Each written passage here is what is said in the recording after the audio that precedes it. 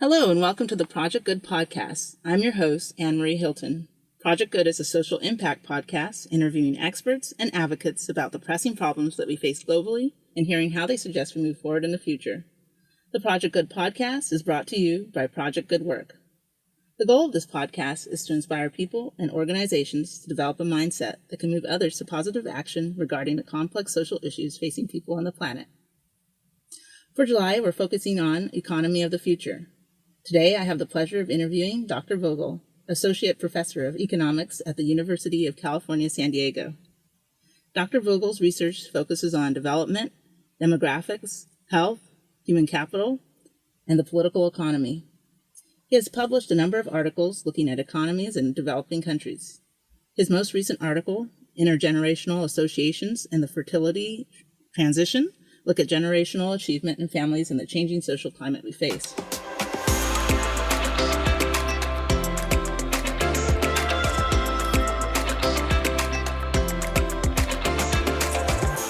First, let me introduce our guest, Dr. Vogel, Associate Professor of Economics at the University of California, San Diego. Dr. Vogel's research focuses on development, demographics, health, human capital, and the political economy. His current courses that he teaches at the university focuses on applied econometrics and data analysis and macroeconomics of development. Welcome, Dr. Vogel. Thanks so much for having me. Thank you. So before we get into the questions, I always like to ask everybody a little bit of personal information. So what drove you to focus on and study economics? I grew up in a household with a father who was a doctor, a single doctor in his own practice, and my mother was the business manager of his practice. And so dinner conversations in my household always revolved around health insurance and Medicare in particular. And so when I took my first economics course in college, which happened to be taught by a famous health economist, it really took my interest.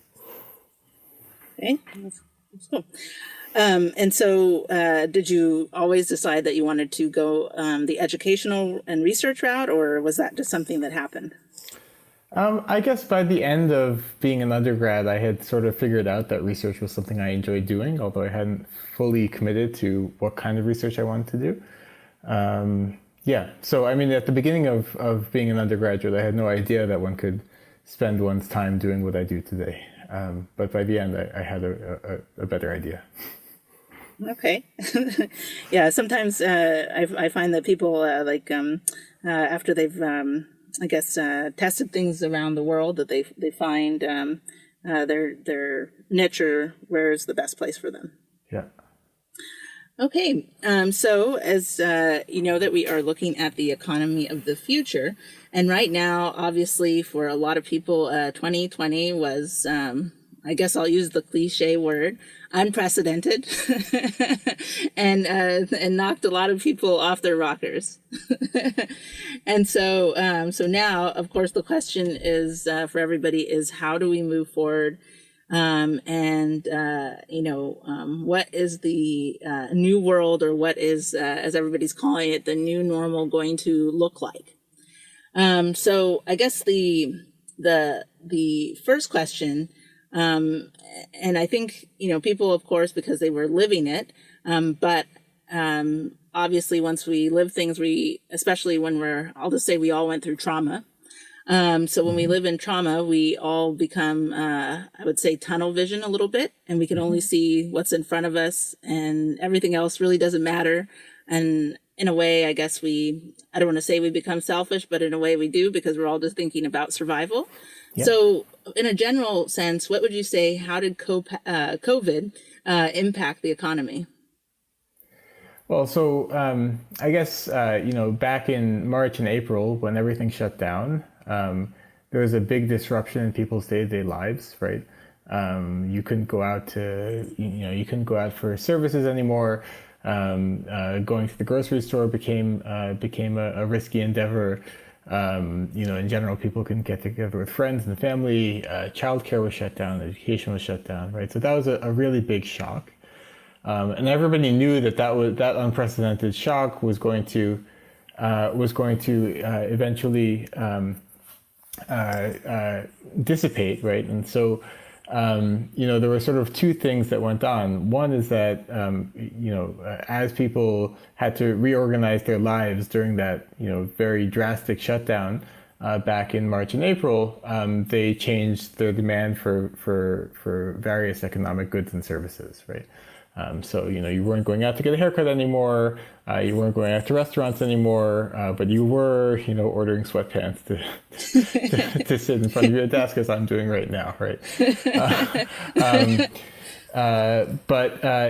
So the bigger question beyond that is sort of like how much of that was going to stick and how quickly were we going to bounce back from that.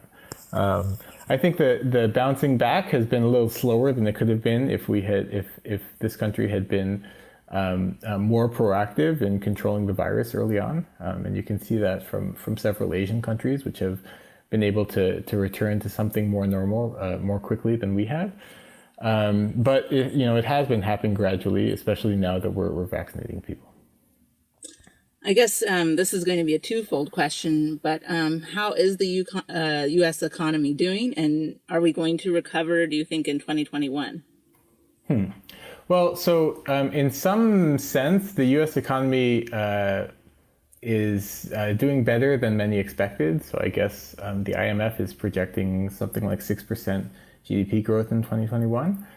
Which is a very high rate of GDP growth. Of course, there was a huge contraction last year, so we're starting from a lower base than usual.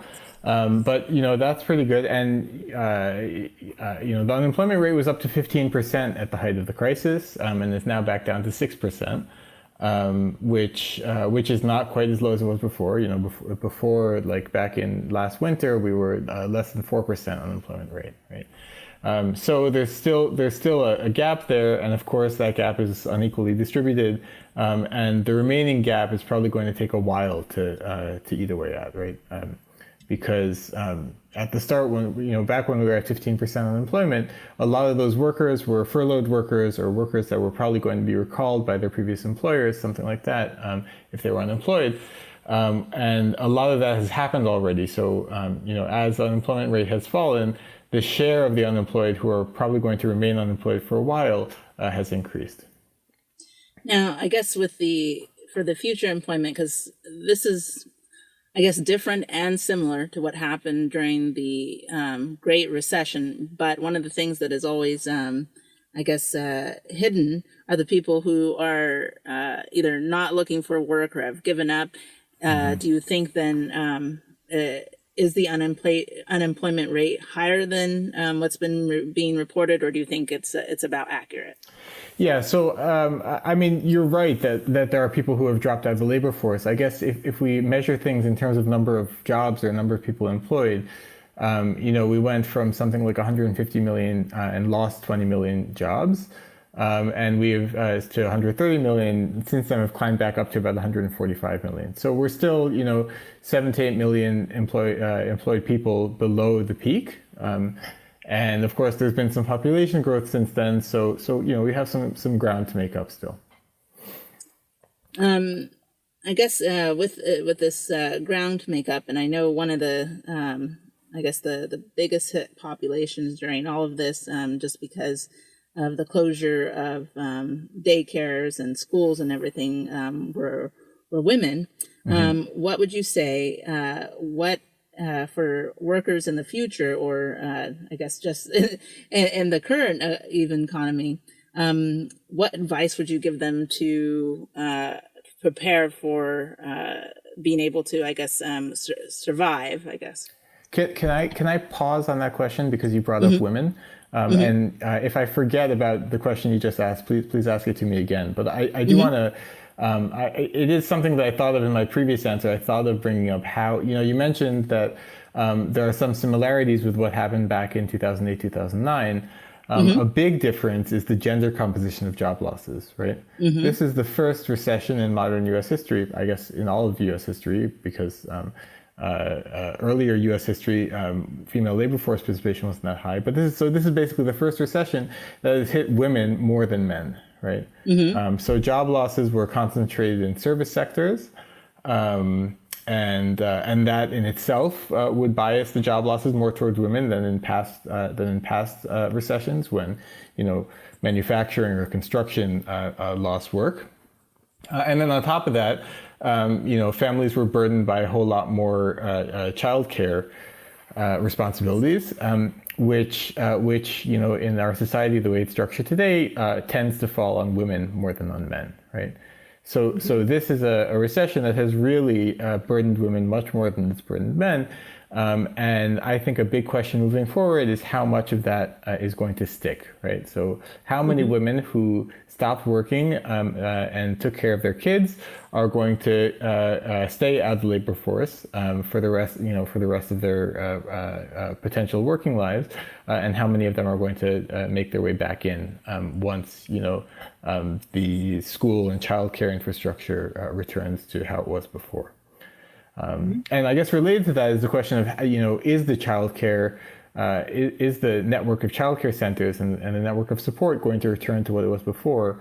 I think the childcare sector tends to be slower to build back to where it was than some other sectors in the economy. So that's something that I worry about. Yes. Now you asked how should families plan for the future. I guess you're thinking about families that were already set up and not young people who are thinking about how to equip themselves for the future. The young people trying to equip themselves for the future and investing in skills and so on. I think I have more to say about. For families, I think families have learned a lot about how to navigate uncertainty and to juggle lots of things. I think certainly the government could now, with the knowledge of how this whole past year plus rolled out, I think government programs could be set up that could ease some of the blow for families, right? Better planning for schools, better planning for switches to remote learning if necessary. More organization for how we just switch to safe childcare when needed, and so on. I guess one of the things, this is a little bit of a same, but starting to switch a little bit. For right now, one of the big things that people started talking about because of this loss in maybe their partner having to stay home, it's adding to the rise in income inequality. What do you think? Will there be, I guess, a middle class in the future, or what will that look like? It's been even before we had this, pandemic happen. Yeah, it's a long-term trend, right? So income inequality has been rising in the U.S. since the 1970s, and the middle class has been getting hollowed out, right? And this current recession hasn't really helped that situation. Stock market portfolios have continued to do very well, and people at the top of the income distribution have had much smaller increases in unemployment. So in general, the top of the income distribution hasn't done too badly over the last year, whereas the middle and bottom of the income distribution have had a tough time. And so, that's something that I worry about too. Again, I think that for a lot of these questions, right, for thinking about inequality, or for thinking about, before you brought up the labor force and non-participation in the labor force, right, there are longer term trends that preceded the pandemic, right, that labor force participation was declining among men, and inequality was rising. But if anything, the pandemic makes those trends worse, right? Mm-hmm. Yes, that's true. We've we see. Definitely saw it with people doing all the protesting and everything, almost everything in daily in the news. And I was researching something else, and I guess because of the inequality, and then also I think it's also being pent up, because I don't think humans are meant to be pent up for long. Mm-hmm. We've been seeing people, even violence and everything rising, and people are a lot angrier than they have ever been before. And so, with this, do you think that that America as a global economic power itself is declining, or is that just, or are we just experiencing a moment? So, the U.S. is still by far the largest economy in the world. I guess the sort of thinking about other economies rising. There certainly are other parts of the world that are developing economically. China is the most prominent example, right? I'm not sure if the rise of China means that the U.S. Will be less important in world affairs or in the global economy. But certainly, I guess the future holds a shared stage for the U.S. rather than just this sole center for the world economy.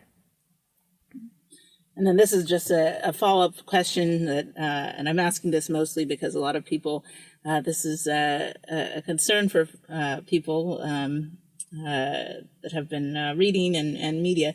Would you say that the dollar is going to stay solid, or do you think another currency will be taking its place?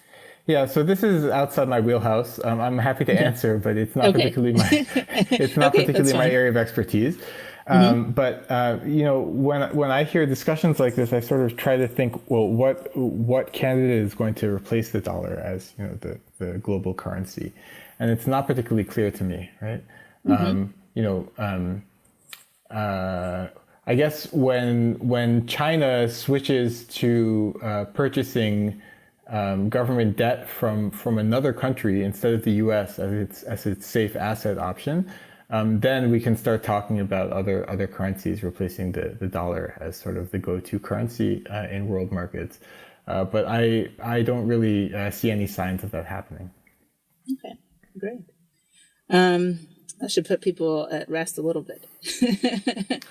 I think a lot of people, especially when tragedies like this, everybody goes into the worst case scenario.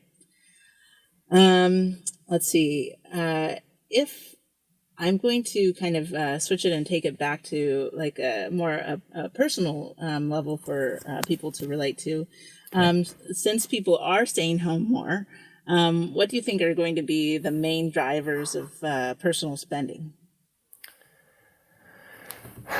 So I guess, I can comment on what happened over the last year to personal spending. And then we can sort of think about what that means for the future, I guess. Because thinking about the future is also going to involve thinking about what's actually going to happen to people going to work or staying at home from here forward, right? But so when things started shutting down, people started staying home from work back in the middle of last year. Expenditures on food went up, expenditures on alcohol went up a ton, and that's actually one of the most persistent things. Of course, people spend more on online shopping, and in general, there's been less spending on services, hair cutting, that sort of thing, and also less on travel and hotels and on gasoline, right?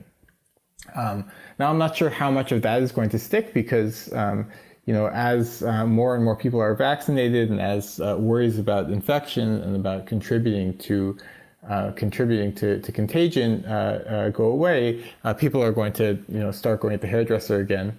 Although I learned to cut my own hair, so I'm not sure. I don't have much hair, so it's not that hard. But in general, people are going to go back to the hairdresser and they're going to start traveling again, right? Insofar as the economic growth gives them the resources to do so, right?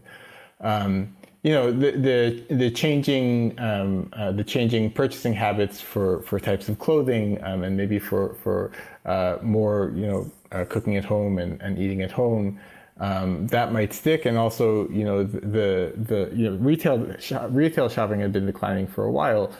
This was a huge additional negative shock to the retail sector, and so this might be a permanent boost in the online shopping sector. Yeah.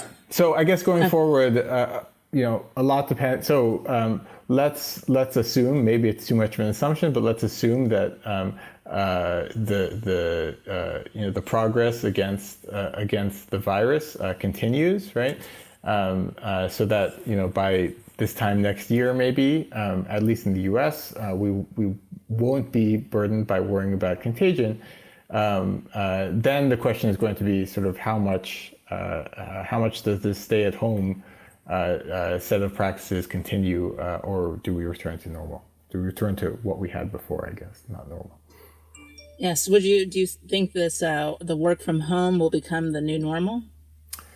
Yeah, that's an interesting question. I think there's a lot of heterogeneity in whether work from home works for people, right? And there's actually some nice evidence from a large travel agency in China. This is pre-pandemic. That allowed some workers to work from home, and they did it in a way that emulated a randomized control trial. So some researchers could compare the workers who, of the workers who signed up for work from home, sort of a random subset of them were allowed to work from home, and the others weren't. And productivity went up in the workers who got to work from home. So these were workers who wanted to work from home and got to, right? And then productivity went up even further when some of those workers were allowed to return to the office if they wanted to, right? So everybody tried it. Everybody who wanted to tried it, and on average, they got more productive. And for something like an online travel agency or a phone-based travel agency, you can measure productivity by counting how many calls somebody went through a day, right? If they're in the call center part of the firm, right? So all these things are straightforward to measure in this type of a company. And so let's just focus on the call center worker example, right? So people went home, and on average, the people working from home increased the number of calls they did a day. So that was a good thing. Some of them realized that working from home didn't actually work that well for them. So when they were allowed to return to the office, and the others who wanted to keep working at home were allowed to keep working from home, then you saw an even larger boost in productivity, right? Because some people tried it and realized this isn't working for me. I do much better in the office. Some people tried it and realized it worked well for them, and so they do much better at home, right? And so overall, I guess the company benefited from offering that flexibility to people, right? And I think there's a broader lesson here for companies in this post-pandemic world. There might be a drive to having more flexibility, to allowing people to work from home occasionally if it works better for their lives. And there's good evidence, at least from some settings, that it can result in increased productivity, right? But I don't think it's going to work for everybody, and I don't expect that the average firm is going to make working from home the normal for all its employees. That's sort of my guess. I guess there's a separate issue, which is that a call center is a place where you have sort of a defined task that you're supposed to complete, and you can do it quicker or less quick, or you can pick up the phone more quickly or less quickly, and sort of thinking about productivity in that setting is very different from thinking about productivity in a setting where people are coming up with new ideas or trying to collaborate on a new project or something like that, right? And so I suspect that in idea-based industries, or even in services that rely on people interacting with each other, you could get a boost in productivity for some time, maybe for this past year, right? Mm-hmm. Where you're basically relying on existing projects you were working on, or existing networks that you had already, right? Networks of people to exchange ideas, I'm thinking of. But at some point, that's going to get harder and harder to do without new opportunities to interact with people in person, I think. So for the ideas economy, I think it remains to be seen whether doing everything from home with each person in autarky, each person sort of on his or her own island, right, is going to help move forward ideas at the same pace that we saw before the pandemic. Yes. So I guess would you say that the ideal type, like one of the big things that people think about, or now that we talked about, or in the media, the big thing was celebrating. I think you probably, I don't know if you go on Google regularly, most people do, but everybody was celebrating the essential workers. Mm-hmm. And so would you say in the future, in this case, obviously during the pandemic, they kept everything going for all of us. Would you say in the future, those are the type of workers that are going to fuel the economy, or do you think that we're going to have a whole different type of workers and economy? I know it's hard to know. So I'm struggling a little bit with the idea of fueling the economy. So I guess for sure, the essential workers who kept things moving, both essential workers include healthcare workers, and they include the childcare workers who put themselves at risk. They include the delivery drivers who kept goods moving to people when people needed them. They are, a bedrock of the economy. I'm not sure that I would say, so when I think of fueling the economy, I think of propelling it forward. Yes. And that makes me think of growth, right? Yes, I guess I should have, said, because mostly for the U.S. economy, I guess they always say small business is the one that is fueling the economy. So I guess would you say that still having small businesses, and then I guess if we're looking at a small business, if we think that's how it's going to go in the future, I guess what type of businesses are going to contribute to the growth of the economy? Yeah, so I think the longer term growth tends to come from people coming up with new ideas or new ways of organizing things, right? And so, in the past couple of decades, a lot of that has come from technology, and I suspect that will continue to be the case, especially now if we think that, we may have new pandemics that have similar features to the one we've experienced over the past year, right? There are going to be a number, we've seen a number of new technology issues arise in this last year. Some of them we've met already, right? We're all video conferencing and doing podcasts over the internet and that kind of thing, right? But a number of them maybe haven't been perfected yet. And so finding the right technologies to fuel this sort of remote type, not just the work, but also the conferencing and the interactions between people and so on, I think is going to play an important role in the future. Okay. And now to switch to a totally different topic, but I think something that hopefully is in your wheelhouse a little bit, looking at how the discussion of climate change will affect, I guess, the world economies and developing countries in the future. Yeah, so I think it's kind of bleak. So this is a long-term trend, whereas the COVID recession that we've been discussing until now has some long-term features, but in some sense has been a short-term crisis, right? And so the long-term for climate change is going to be hotter. It's going to involve a lot more uncertainty about storms and about heat waves and so on. And it's going to involve a bunch of land that is currently above water being underwater. And so, all of that is going to present a bunch of different challenges. The world getting warmer is going to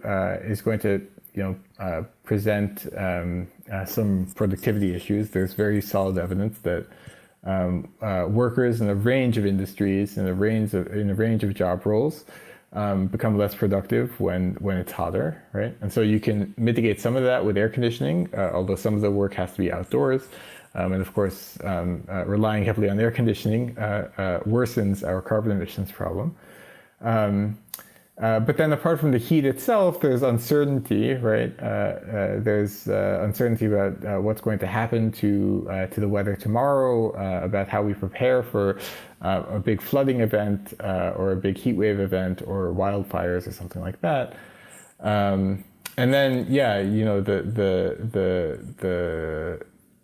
part of it, you know, it's pretty clear that there are going to be low-lying areas close to the ocean that are going to be underwater, and that's going to require a whole lot of reorganization of the economy. And so this is a big question, but maybe you have I'm sure you probably have thought about it, but for countries that are developing, and because I believe they're going to get hit worse than countries obviously that already have stable economies when this happens. I guess one of the things that I'm sure you've heard about the UN's pact to do all these different things by 2030.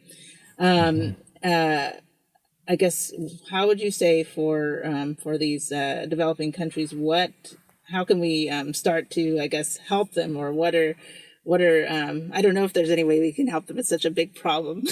It's intimidating. So.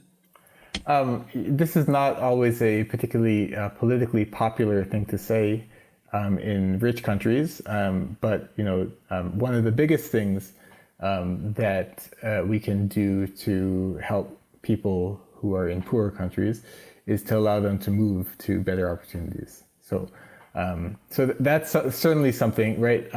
So that's certainly something that would help, you know, people from poor places in general, and in particular people who are living in places that are suffering the consequences of climate change, right?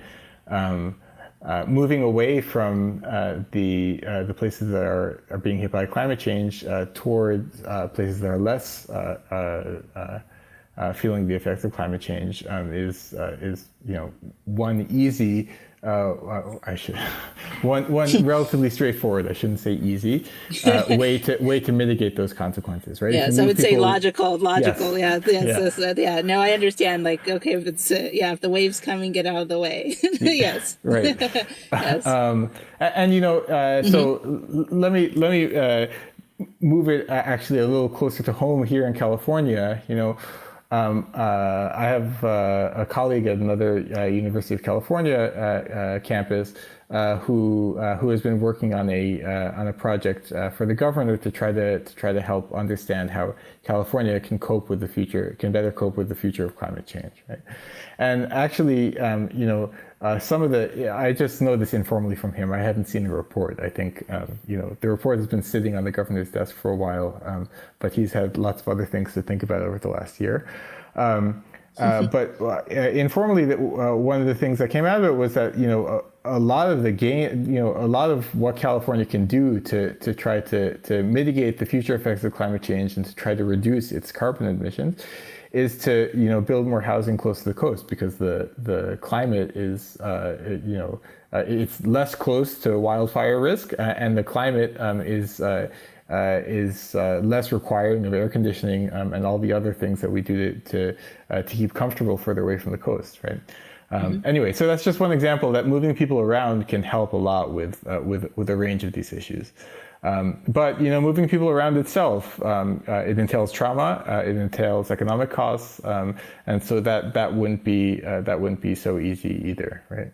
I guess, you know, from the climate change prevention point of view, we can also do more to combat carbon emissions, right? That hasn't gone super well so far, but who knows what the future will hold. Yes, I guess within that future, a previous discussion, just because this is, I guess Earth Day is in 2 days. I guess, is there, this is probably a little bit out of your wheelhouse too, but in those areas, because I I don't know, since we've been losing people, I don't know what the actual number is. I know we're billions of people on the planet, but I forget what the number is now since About 7. we lost some this last year, but I guess it's still around 7. So, that obviously is a lot of people if we wanted to just move them. Are there, ways within those countries? One of the things that I've read about are trying to get people to start doing green jobs. Do you think that is actually realistic, or is not realistic? Is that even a further stretch than just moving the people? Well, so the green jobs idea may be viable, say within the U.S., right? Mm-hmm. But if we want to think about where this global population problem is going to be most present, say in the next 50 years, this actually is in my wheelhouse. Mm-hmm. Africa is just burgeoning demographically. It's going to be a bigger and bigger part of the world population as we move into the future, right? And actually, by the end of the century, it's going to be the most populous. Sub-Saharan Africa is going to be the most populous region in the world, in the way that UN defines regions. So that would separate out parts of Asia, like East Asia and South Asia, and so on. Right? Mm-hmm. But anyway, Africa has much more population growth in its future than other parts of the world do, and Africa has lots of people who are engaged in agriculture, right? It's not entirely clear to me how you move people in agriculture, in low tech agriculture, into something like the green economy. That sounds very challenging to me. For sure, there are lots of people trying to invest in agricultural technology in Africa, and to move people to higher earning activities and also more sustainable activities. But it is a real challenge. So you would say the easiest solution is just to move the people. I guess no. I think we can do a few things at once, right? One thing is that we can work on our emissions problems. Another thing is that we can allow more freedom of movement. Right now, we really do not have a lot of freedom of movement, so we can allow for some more freedom of movement. And by no means do I think it's easy. Right? Yes. No, that's why I was saying I was overwhelmed by the problem, because that's why I was saying how many people there are currently. Yeah. And we can also work on improving access to better technology, say in agriculture, and we can also work on equipping people with more education, right? So investing more in kids, so that they can thrive when they grow up, wherever they end up being, either at home or in a new country that they've migrated to. Mm-hmm. So. These are obviously, we just talked about some pretty big issues and ideas, and I guess the climate will be our new pandemic, but unfortunately that one's I think much bigger than the virus, literally and sorry, a little cheesy joke. I guess then for the future. Especially for the people who are young right now. I believe, just because I mentioned I just had a baby, I believe that they'll be looking at maybe a completely different world. Would you say that for young people, we'll talk about young people probably that are in their 20s right now, because that's easy. How would you say that they should prepare for, the future in regards to the job market and planning for, and this is something I'm just going to say, you can correct me if I'm wrong. It seems that there's always ups and downs, obviously, in life, but it seems that possibly that we could be in a continuous cycle in the U.S. of going up, extreme highs and extreme lows in smaller increments than before. I don't know. Do you think that we'll be in extreme highs and extreme lows in smaller increments than before? And I'm basing this only on we've had a great recession. We had obviously we couldn't stop. There was 9/11. There was a great recession. Now we have a pandemic, and we're having big hits in small times. So so the Great Recession was bigger than previous recessions, right? Anything since the Great Depression, and this one was certain. This crisis has certainly been big. The frequency of these events has not sped up. The period between the Great Recession and the current recession was the longest expansion in U.S. history, right? So it doesn't seem like this is necessarily happening, that these business cycles are happening at a faster rate than they happened before. Whether the volatility, whether the size of these crises is going to continue to increase, that's interesting to think about. I don't really know the evidence on that, but that as far as your question about how young people should think about preparing themselves, I think the advice that most academic economists would give would be similar to what they would tell young people at any point in the last few decades, which is that investing in skills and diverse skills and general skills that can be applied to a number of, say, industries or a number of technologies, right, or that make one quick to learn new tools and new ideas, will help a lot in this future labor market, right? That as one industry gets, say, suppose you're working in the travel industry and it got hammered really badly over this last year, the ability to take a general set of skills and apply them in a different part of the economy becomes really, really useful, right? And that's actually one of the key ways that economists think about education, about what education does. It gives you a flexibility to keep up with technological change and adapt to these crises, right, and get through them with these flexible skills. Okay. Wonderful. Thank you. Well, thank you, Dr. Vogel, for your time and insight. If you'd like to learn more about Dr. Vogel, you can read his latest research articles at tomvogel.com. Thank you once again. And so if you have a passion for serving an unserved community, a social justice problem, or simply want to change minds, contact Project Good Work at projectgood.work to start your project of change today. Thank you to our listeners for tuning in to Project Good, where we are focused on what matters.